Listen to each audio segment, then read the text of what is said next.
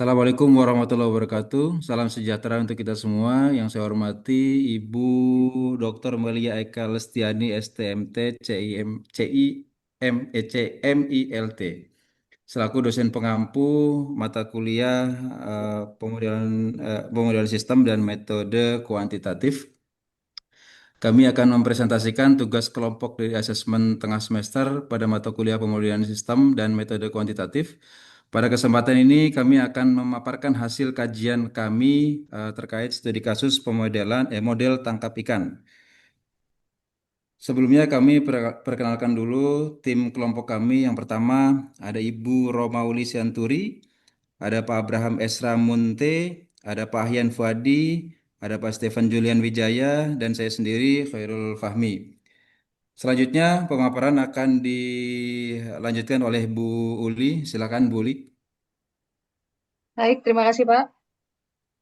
Sebelum kita masuk pada penjelasan study case, kami jelaskan terlebih dahulu pemodelan sistem menggunakan pendekatan causal loop diagram dan kemudian dilanjutkan dengan stock flow diagram. Penjelasan dari gambar di sebelah kiri adalah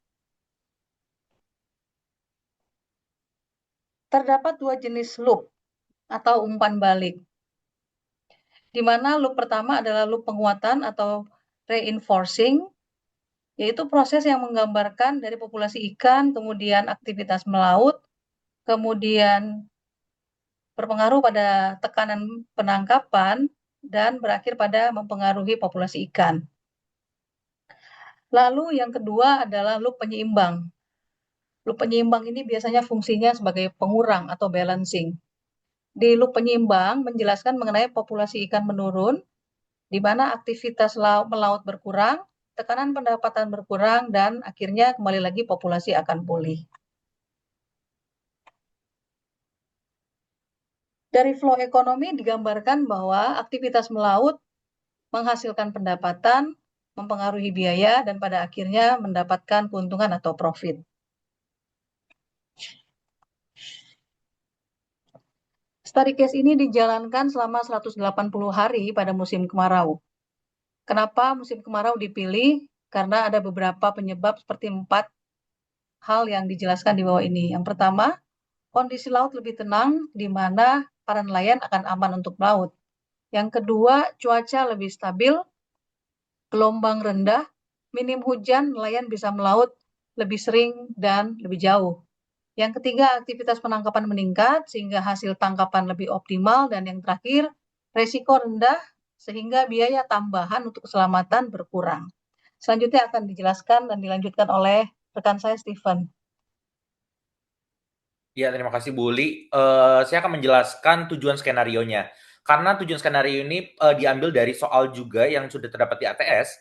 Nah, kita harus mematuhi juga peraturannya adalah populasi ikan menunjukkan pola stabil, yang dimana tidak menurun dalam jangka panjang. Terus poin kedua adalah yang harus kita dapatkan adalah pendapatan nelayan meningkat.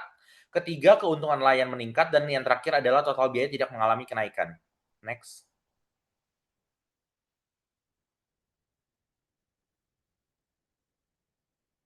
Nah, untuk dari skenario penangkapan ikan yang kami usulkan, itu saya akan membaginya menjadi dua, inisial awal kita dan skenario yang akan kita terapkan.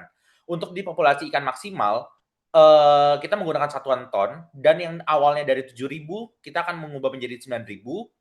Penambahan perahu menggunakan satuan persen, dari inisial awalnya 0,01, kita akan melakukan penetapan 0,01 karena kita merasa akan dijelaskan oleh Pak Abraham lebih lanjutnya lah ya.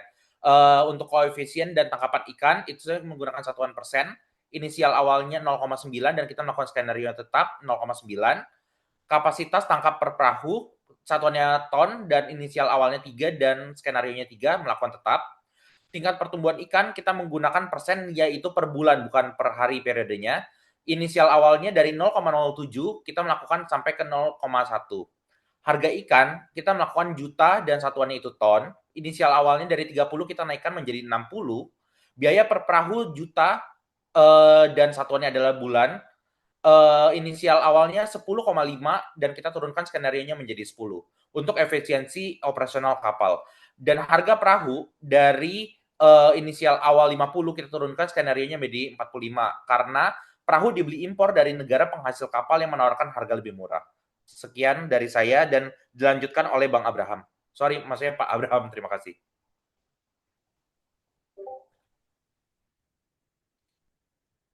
Oke, ke next slide, Bu.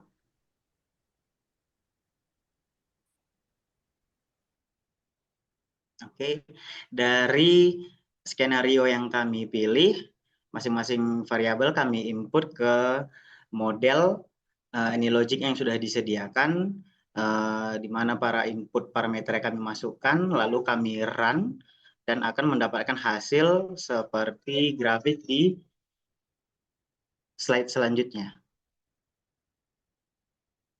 Dari hasil run di aplikasi AnyLogic, kami mendapatkan total keuntungan dan total pendapatan nelayan meningkat selama 180 hari melaut, di mana memang total biaya juga meningkat, tetapi kami melihat total biaya yang meningkat ini masih cukup stabil, berhubungan lurus, berbanding lurus dengan pendapatan yang didapat. Jadi kami melihat total biaya yang menaik ini adalah total biaya akibat frekuensi seringnya para nelayan melaut. Begitu. Next. Hasil populasi ikan juga menurun selama 180 hari. Hasil populasi ikan memang menurun dari awal populasi ikan maksimalnya 9.000 di akhir sekitar 6.200-an, tapi kami melihat penurunan ini adalah penurunan yang tidak signifikan karena selama 180 hari melaut dianggap ini adalah masa panen, dan nanti di musim hujan berikutnya 180 hari berikutnya akan terjadi pengurangan masa melaut yang sangat signifikan sehingga populasi ikan bisa kembali lagi ke populasi awal. Demikian, selanjutnya dijelaskan oleh rekan kami, Bang Ahyan. Ya, terima kasih Bang Abraham dan teman-teman. Kita masuk kepada kesimpulan akhir pada hasil simulasi yang sudah dijelaskan oleh rekan-rekan saya sebelumnya. Yang pertama adalah poin pertama, yaitu total keuntungan yang meningkat. Ya, jadi total keuntungan mengalami peningkatan yang menunjukkan bahwa strategi penangkapan dan pengelolaan kapasitas saat ini masih memberikan hasil finansial yang menguntungkan. Dan masuk poin kedua, total pendapatan meningkat karena total tangkapan dan harga penjualan yang tinggi di pasar ekspor. Ya, jadi penjelasannya adalah peningkatan ini disebabkan oleh tingginya volume tangkapan serta harga jual ikan yang kuat ya, yang bagus di pasar ekspor. Kondisi pasar yang baik memberikan dampak positif terhadap pendapatan harian maupun pendapatan secara akumulasi ya, seperti itu. Poin ketiga yaitu total biaya meningkat berbanding lurus dengan total keuntungan. Hal ini masih dikatakan sangat wajar ya. Jadi memang ada ini ya, ada hubungannya ya. Jadi biaya operasional turut meningkat, namun kenaikan ini masih dianggap wajar karena sejalan dengan aktivitas operasional dan total keuntungan. Dan poin terakhir yaitu total populasi ikan menurun dari 9.000 ke 6.200 ya. Jadi seperti yang dijelaskan pada slide sebelumnya, populasi ikan yang menurun, meskipun demikian dinamika ini sebenarnya masih dinilai positif ya, karena populasi ikan akan diprediksi meningkat ketika nanti musim hujan akan tiba. Dikarenakan aktivitas dari nelayan untuk melaut ya, itu pasti akan berkurang, sehingga ini akan menjadi semacam perbaikan ya, perbaikan populasi dari ikan dimaksud seperti itu. Dan selanjutnya, seperti itu ya. Demikian presentasi yang bisa kami sampaikan pada kesempatan ATS kali ini. Mohon maaf jika ada kesalah kata dan hilaf yang selama disampaikan oleh tim kami. Mudah-mudahan bisa memberikan semacam inspirasi dan juga pembagian ini ya, ilmu ya dengan kelompok-kelompok lainnya Mungkin itu dari kami. Terima kasih. Kami akhiri. Assalamualaikum warahmatullahi wabarakatuh. Selamat pagi, siang, dan sore.